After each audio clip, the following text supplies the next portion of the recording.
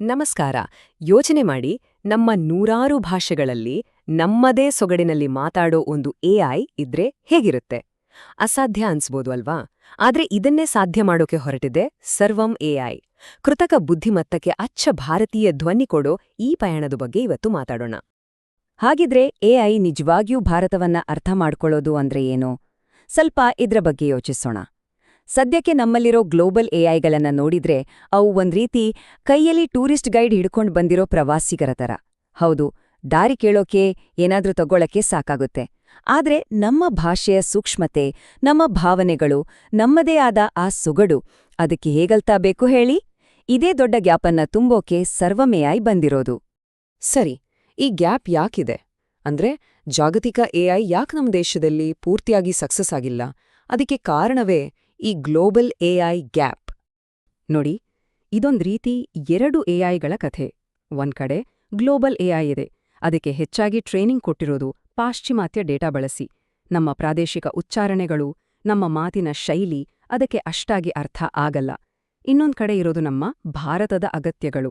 ಇಲ್ಲಿ ಹಿಂದಿ, ತಮಿಳು, ತೆಲುಗು, ಕನ್ನಡ ಅಂತ ನೂರಾರು ಭಾಷೆಗಳಿವೆ.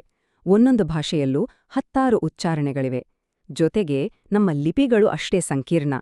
ಇಷ್ಟೆಲ್ಲ ವೈವಿಧ್ಯತೆಯನ್ನ ಅರ್ಥ ಮಾಡ್ಕೊಳ್ದ ಎಐ ನಮ್ಮ ಜೊತೆ ತಾನೇ ಮಾತಾಡಕ್ ಸಾಧ್ಯ? ಸರಿ, ಈ ಸಮಸ್ಯೆಗೊಂದು ಪರಿಹಾರ ಬೇಡ್ವಾ? ಖಂಡಿತ ಬೇಕು. ಇಲ್ಲೇ ನೋಡಿ, ಕಣ್ಣು ಮುಂದೆ ಬರ್ತಿದೆ ಸರ್ವಂ ಎಐ, ನಮ್ಮ ದೇಶದ್ದೇ ಆದ ಹೋಮ್ಗ್ರೋನ್ ಪರಿಹಾರ. ಹಾಗಿದ್ರೆ ಏನಿದು ಸರ್ವಂ ಎಐ? ಸಿಂಪಲ್ ಆಗಿ ಹೇಳೋದಾದ್ರೆ ಇದೊಂದು ನಮ್ಮದೇ ಭಾರತೀಯ ಎಐ ಸ್ಟಾರ್ಟ್ಅಪ್. ಇದರ ಒಂದೇ ಒಂದು ಗುರಿ ಏನ್ಗೊತ್ತಾ? ನಮ್ಮ ದೇಶದ ಭಾಷೆಗಳು, ನಮ್ಮ ಸಂಸ್ಕೃತಿಗೆ ತಕ್ಕಂತೆ ಎಐ ಮಾಡೆಲ್ಗಳನ್ನ ಕಟ್ಟೋದು. ಸರ್ವಂ ಅನ್ನೋ ಹೆಸರು ಸಂಸ್ಕೃತದಿಂದ ಬಂದಿದ್ದು, ಅದರ ಅರ್ಥ ಎಲ್ಲವೂ ಅಥವಾ ಸಮಸ್ತ. ಅಂದ್ರೆ ಎಲ್ಲರನ್ನೂ ಒಳಗೊಳ್ಳುವ ಎಐ ಅನ್ನೋದೇ ಇವರ ದೊಡ್ಡ ಮಿಷನ್. ಸರಿ, ಹಾಗಾದ್ರೆ ಇವರು ಭಾರತಕ್ಕಾಗಿಯೇ ಏನೆಲ್ಲ ಟೆಕ್ನಾಲಜಿಗಳನ್ನ ನಿರ್ಮಿಸ್ತಾ ಇದ್ದಾರೆ ಅದನ್ನ ನೋಡೋಣ ಬನ್ನಿ. ಓಕೆ, ಇವರ ಟೆಕ್ನಾಲಜಿ ಸ್ಟ್ಯಾಕ್ ನೋಡಿದ್ರೆ ತುಂಬಾನೇ ಇಂಟ್ರೆಸ್ಟಿಂಗ್ ಆಗಿದೆ. ಮೊದಲನೇದಾಗಿ ದೊಡ್ಡ ಭಾಷಾ ಮಾದರಿಗಳು ಅಂದ್ರೆ LLMs. ಇವುಗಳು ನಮ್ಮ ಬೇರೆ ಬೇರೆ ಭಾರತೀಯ ಭಾಷೆಗಳನ್ನ ಅರ್ಥ ಮಾಡಿಕೊಂಡು ಅದರಲ್ಲೇ ಟೆಕ್ಸ್ಟ್ ಕೂಡ ಜನರೇಟ್ ಮಾಡುತ್ತವೆ. ಎರಡನೇದು ವಾಯ್ಸ್ ಮಾಡೆಲ್ಸ್. ಬುಲ್ಬುಲ್ V3 ಅಂತ ಒಂದು ಮಾಡೆಲ್ ಇದೆ. ಇದು ನಮ್ಮದೇ ಉಚ್ಚಾರಣೆಯಲ್ಲಿ ತುಂಬಾನೇ ಸಹಜವಾಗಿ ಮಾತಾಡುತ್ತೆ. ಮೂರನೇದು ವಿಷನ್ ಮತ್ತು ಡಾಕ್ಯುಮೆಂಟ್ ಎಐ. ಇದು ನಮ್ಮ ಕನ್ನಡ, ತಮಿಳು, ತೆಲುಗು ಲಿಪಿಗಳನ್ನ ಸುಲಭವಾಗಿ ಓದಿ ಅರ್ಥ ಮಾಡ್ಕೊಳ್ಳುತ್ತೆ. ಕೊನೆಯದಾಗಿ ಈ ಎಲ್ಲಾ ತಂತ್ರಜ್ಞಾನಗಳನ್ನ ಬೇರೆ ಬಿಸ್ನೆಸ್ಗಳು ತಮ್ಮ ಸೇವೆಗಳಲ್ಲಿ ಬಳಸ್ಕೊಳ್ಳೋಕೆ APIs ಮತ್ತು ಡೆವಲಪರ್ ಟೂಲ್ಸ್ ಕೂಡ ಕೊಡ್ತಾರೆ. ಈ ಎಲ್ಲ ತಂತ್ರಜ್ಞಾನಗಳಿಂದ ಸಿಗುವ ಅತಿದೊಡ್ಡ ಅಡ್ವಾಂಟೇಜ್ ಏನು? ಅದೇ ಸ್ಥಳೀಕರಣ. ಅಂದ್ರೆ ನಮ್ಮ ಭಾಷೆಯಲ್ಲೇ ಉತ್ತಮ ಪರ್ಫಾರ್ಮೆನ್ಸ್ ಕೊಡೋದು. ಇಲ್ಲಿ ಒಂದು ಸಖತ್ ಇಂಟ್ರೆಸ್ಟಿಂಗ್ ವಿಷಯ ಇದೆ. ChatGPT, ಗೂಗಲ್ ಜೆಮಿನೈ ಅಂತ ದೊಡ್ಡ ಗ್ಲೋಬಲ್ ಎಐ ಸಿಸ್ಟಮ್ಸ್ ಇವೆ ಅಲ್ವಾ? ಆದ್ರೆ ಭಾರತೀಯ ಭಾಷೆಗಳಿಗೆ, ನಮ್ಮ ಸ್ಥಳೀಯ ವಿಷಯಗಳಿಗೆ ಬಂದಾಗ ಸರ್ವಂ ಎಐ ಅವುಗಳಿಗಿಂತಲೂ ಬೆಟರ್ ಪರ್ಫಾರ್ಮ್ ಮಾಡುತ್ತೆ. ಇದೇ ಇದರ ನಿಜವಾದ ಸ್ಪೆಷಾಲಿಟಿ.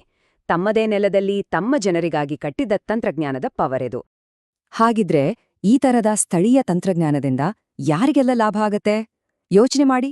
ಕಸ್ಟಮರ್ ಸಪೋರ್ಟ್ಗೆ ಕಾಲ್ ಮಾಡಿದಾಗ ಕನ್ನಡದಲ್ಲೇ ಸ್ಪಷ್ಟವಾಗಿ ಉತ್ತರ ಸಿಕ್ರೆ, ನಮ್ಮ ಹಳ್ಳಿಯ ಮಕ್ಕಳಿಗೆ ಅವರ ಭಾಷೆಯಲ್ಲೇ ಪಾಠ ಸಿಕ್ರೆ, ಆರೋಗ್ಯ ಸೇವೆಗಳು, ಸರ್ಕಾರಿ ಯೋಜನೆಗಳು ಪ್ರತಿಯೊಬ್ಬರಿಗೂ ಅರ್ಥ ಆಗೋ ಹಾಗೆ ತಲುಪಿದ್ರೆ, ಇದು ಕೇವಲ ಟೆಕ್ನಾಲಜಿ ಅಲ್ಲ, ಕೋಟ್ಯಾಂತರ ಜನರ ಜೀವನವನ್ನ ಸುಲಭ ಮಾಡೋ ಒಂದು ಸಾಧನ.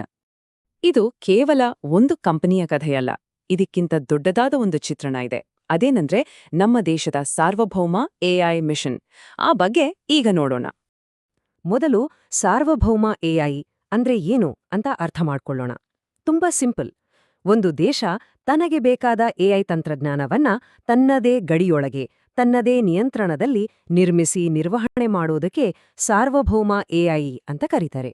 ಅಂದ್ರೆ ಬೇರೆ ದೇಶಗಳ ಮೇಲೆ ಅವಲಂಬಿತರಾಗದೆ ನಮ್ಮದೇ ಆದ ಎಐ ಶಕ್ತಿಯನ್ನ ಬಳಸ್ಕೊಳ್ಳೋದು. ನಮ್ಮ ಭಾರತದ ಎಐ ಮಿಷನ್ ಕೂಡ ಇದೇ ದಾರಿಯಲ್ಲಿದೆ. ಇದರ ಮೊದಲ ಮತ್ತು ಪ್ರಮುಖ ಹೆಜ್ಜೆ ಅಂದ್ರೆ ಸಂಪೂರ್ಣವಾಗಿ ನಮ್ಮ ದೇಶದಲ್ಲೇ ಒಂದು ದೊಡ್ಡ ಭಾಷಾ ಮಾದರಿಯನ್ನ ಅಂದ್ರೆ LLM ಅನ್ನ ನಿರ್ಮಿಸೋದು. ಆಮೇಲೆ ಅದನ್ನ ನಮ್ಮ ದೇಶದಲ್ಲೇ ನಿರ್ವಹಿಸೋದು ಮತ್ತು ಈ ಟೂಲ್ಸ್ಗಳನ್ನ ನಮ್ಮ ಸ್ಟಾರ್ಟ್ಅಪ್ಗಳಿಗೆ, ಬಿಸ್ನೆಸ್ಗಳಿಗೆ ಕೊಟ್ಟು ಅವರನ್ನ ಸಬಲರನ್ನಾಗಿ ಮಾಡೋದು. ಇಂಟ್ರೆಸ್ಟಿಂಗ್ ವಿಷಯ ಅಂದ್ರೆ ಈ ದೊಡ್ಡ ಮಿಷನ್ಗೆ ಭಾರತ ಸರ್ಕಾರ ಕೈಜೋಡಿಸಿರೋದು ಸರ್ವಂ ಎಐ ಜೊತೆ. ಇದು ನಿಜಕ್ಕೂ ದೊಡ್ಡ ವಿಷಯ. ಹಾಗಾಗಿ ಒಟ್ಟಾರೆಯಾಗಿ ಹೇಳುವುದಾದ್ರೆ 140 ಕೋಟಿ ಜನರಿಗಾಗಿ ನಮ್ಮದೇ ಆದ ಸ್ವಾವಲಂಬಿ ತಂತ್ರಜ್ಞಾನವನ್ನ ಕಟ್ಟುವ ಭಾರತದ ದೊಡ್ಡ ಪ್ರಯತ್ನದಲ್ಲಿ ಸರ್ವಂ ಎಐ ಒಂದು ಕೀ ಪ್ಲೇಯರ್ ಆಗಿ ನಿಂತಿದೆ. ಹಾಗಾದ್ರೆ ಕೊನೆಯದಾಗಿ ಒಂದು ಪ್ರಶ್ನೆ ಉಳಿಯುತ್ತೆ. ಈ ರೀತಿ ನಮ್ಮಲ್ಲೇ ಹುಟ್ಟಿದ ಎಐ ಕೇವಲ ಒಂದು ಟೆಕ್ನಾಲಜಿಯಾಗಿ ಉಳಿಯುತ್ತಾ, ಅಥವಾ ಇದು ನಮ್ಮ ದೇಶದ ಡಿಜಿಟಲ್ ಭವಿಷ್ಯವನ್ನೇ ಹೊಸದಾಗಿ ಬರೆಯುವ ಶಕ್ತಿಯಾಗುತ್ತಾ? ಇದರ ಉತ್ತರ ಮುಂದಿನ ದಿನಗಳಲ್ಲಿ ಸಿಗಲಿದೆ. ಆ ಬಗ್ಗೆ ಖಂಡಿತವಾಗಿಯೂ ಯೋಚಿಸಬೇಕಾದ ವಿಷಯ.